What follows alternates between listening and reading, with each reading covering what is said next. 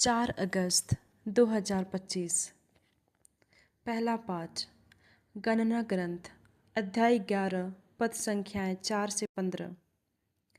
इस्राएलियों ने यह कहा, कौन हमें खाने के लिए मांस देगा?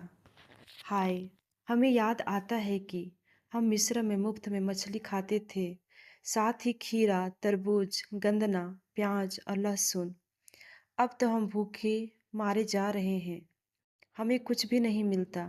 मन्ना के सिवाय हमें और कुछ दिखाई नहीं देता। मन्ना धनिया के बीज जैसा था, उसका रूप रंग गुग्गुल के सदृश था। लोग उसे बटोरने जाते थे, चक्की में पीसते या ओखली में कूटते थे और बर्तनों में उबाल कर उसकी रोटियां पकाते थे। उसका स्वाद तेल में तली हुई पूरी जैसा था। जब रात को वो शिविर पर उतरती थी तो मन्ना भी गिरता था। मूसा ने लोगों को, हर परिवार को अपने अपने तंबू के द्वार पर विलाप करते सुना। प्रभु का क्रोध भड़क उठा। मूसा को यह बहुत बुरा लगा और उसने प्रभु से यह कहा, तू अपने दास को इतना दुख क्यों दे रहा है? तू मुझ पर इतना अप्रसन्न क्यों है कि तूने इस प्रजा का पूरा भार मुझ पर ही डाल दिया है? क्या मैंने इसे उत्पन्न किया है? जो तू मुझसे कहता है, जिस तरह दाई दूध पीते बच्चों को संभालती है, तुम इसे गोद में उठाकर उस देश ले जाओ जिसे मैंने इसके पूर्वजों को देने की शपथ खाई है। मैं इन सब लोगों के लिए कहाँ से मांस ले आऊँगा? वे विलाप करते हुए मुझसे कहते हैं, हमें खाने के लिए मांस दीजिए। मैं अकेले ही इस प्रजा को नहीं संभाल सकता, मैं यह भार उठाने में असमर्थ हूँ। यदि मेरे साथ तेरा यही व्यवहार हो तो यह अच्छा होता कि तू मुझे मार डालता। यह संकट मुझसे दूर करने की कृपा कर। प्रभु की वाणी। संत मत्ती के अनुसार पवित्र सुसमाचार अध्याय 14 पद संख्याएं 13 से 21।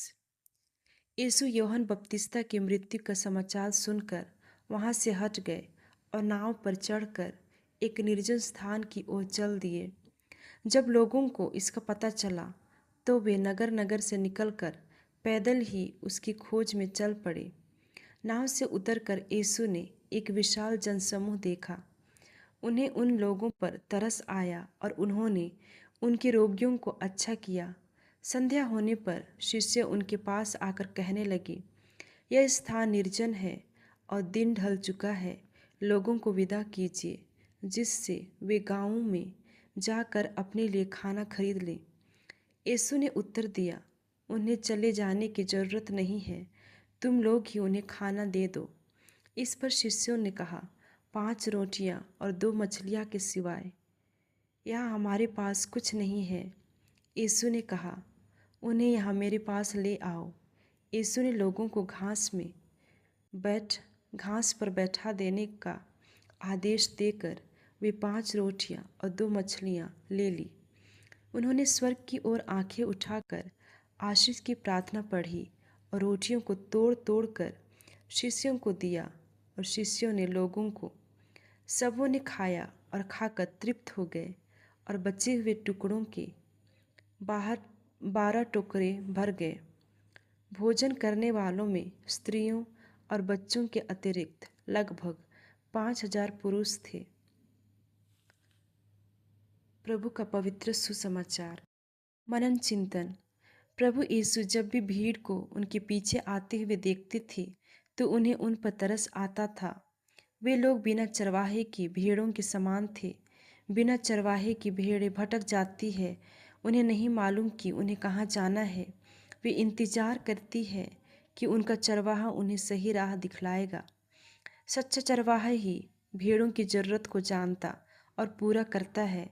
जब प्रभु यीशु ने लोगों को देखा जो दूर निर्जन प्रदेश में भी उनके वचन सुनने उनके पीछे चले आए तो उन्हें उनकी चिंता हुई। उन्होंने उनके लिए भोजन की व्यवस्था की। भला चरवाहा अपनी भेड़ों को कभी भूखा नहीं रहने देता।